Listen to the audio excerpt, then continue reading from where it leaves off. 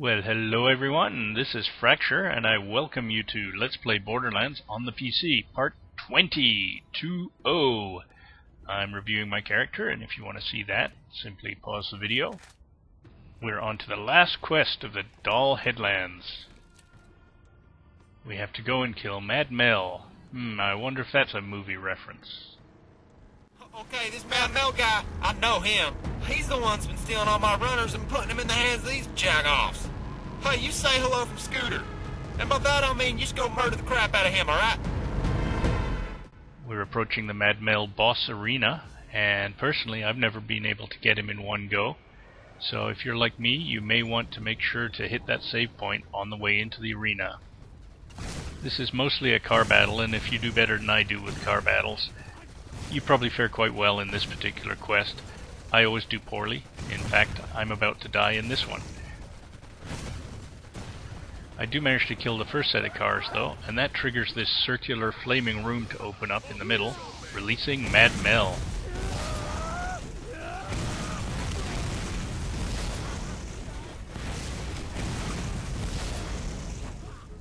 And as promised, I'm about to die. I don't even wait for the whole fight your life timer to tick out, I just hold down E. Now I suppose the way I do win this battle is almost cheating, but I don't know, the game seems almost set up to let you do this.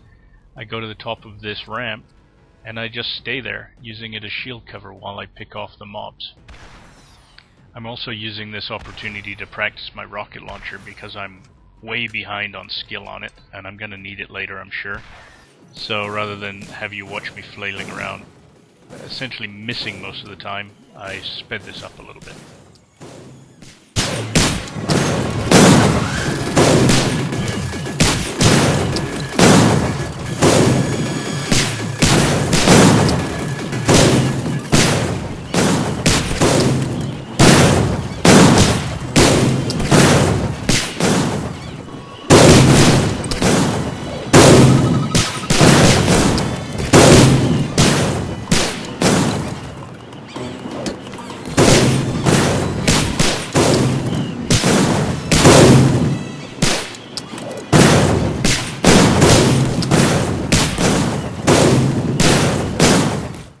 That's it for rocket launcher ammo, so I'm going to switch to my shotgun, and you see how much more effective it is, even at range, and that's because of the skill points that have been slowly building up against it. I think I'm at 15, where my rocket launcher, I don't even think I'm at skill 1 yet.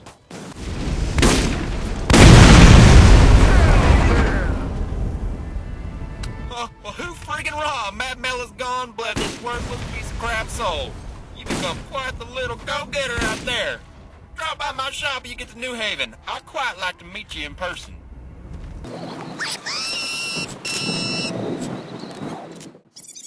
So let's speed up through this cleanup, and even through the Claptrap hand-in, and get ourselves to Newhaven. There's a lot to do and a lot to talk about when we get there.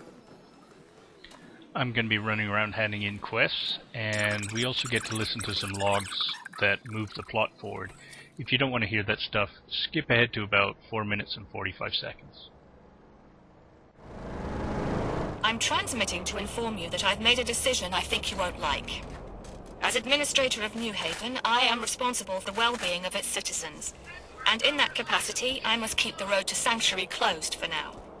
Baron Flint's tribe and that infernal contraption of theirs are out on the salt flats, and I don't want citizens getting killed trying to get past them. The Vault is a story to give hope to the hopeless, nothing more. Scooter asked me to Listen to this, mud dwellers. Skipping all the details that would confuse the lot of you, I have concluded that the Vault is more than likely genuine. In addition to that fact, which has probably burned a hole in your brain, the Vault can only be opened once every 2 centuries, and that time is about to arrive.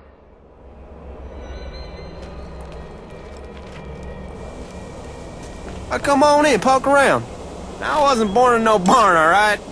Well, actually I was, but all I'm saying is you don't believe people run around talking about magic. What I'm going to be doing here is what's usually called the Newhaven treasure run. There's a lot of really closely laid out treasure chests that are pretty easy to collect. I'm also going to mix in a Claptrap rescue with that. So here's the first treasure chest. And we do a little bit of fence walking. Try not to fall here, it's a bit of a pain if you do. You can still get up to this next spot. There's the second chest, and that safe is worth opening too. It usually has quite a bit of money in, for at least for the level we're at.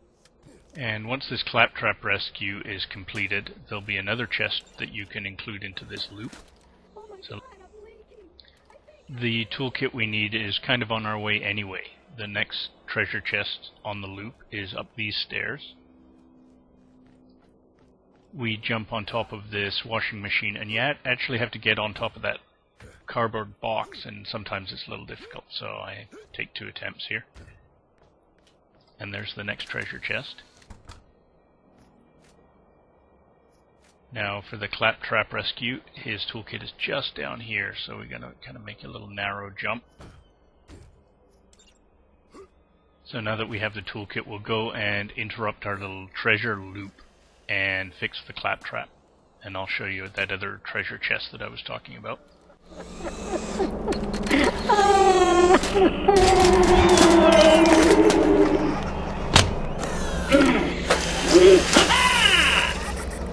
Hey there, stranger! Follow me, please!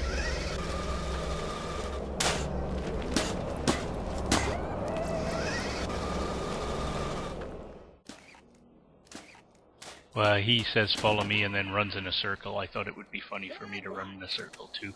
Ended up just looking stupid. Anyway, here's the next treasure chest, and we have one left, so I'm kind of going back to where I left off on the treasure run.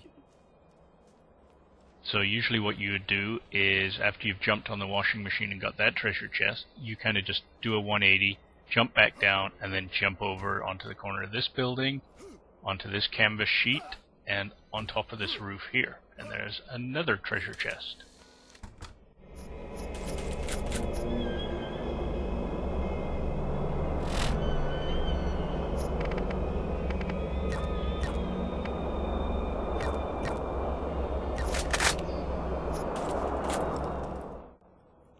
I was just throwing away some of the cheaper stuff I was going to sell for stuff worth a little more money. At least I think I was. I was throwing away white for green. I have no intention of using those weapons, but I intend to sell them. Now, if you hug the wall here close enough, you won't have this next battle that I get.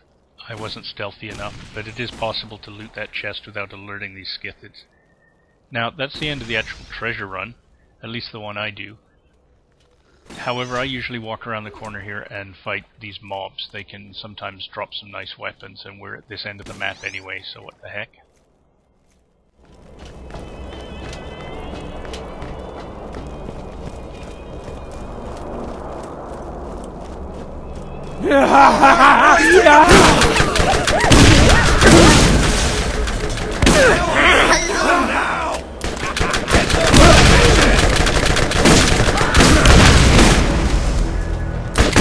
Shoot them all! There's no escaping, Mark!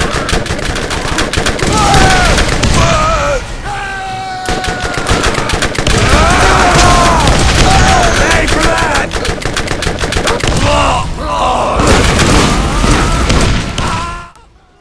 Well, the only thing good I got there was good and hurt. Oh well. I cut out me turning in all that loot. Now on to the next quest. This is a no-risk quest, so I'm going to speed it up.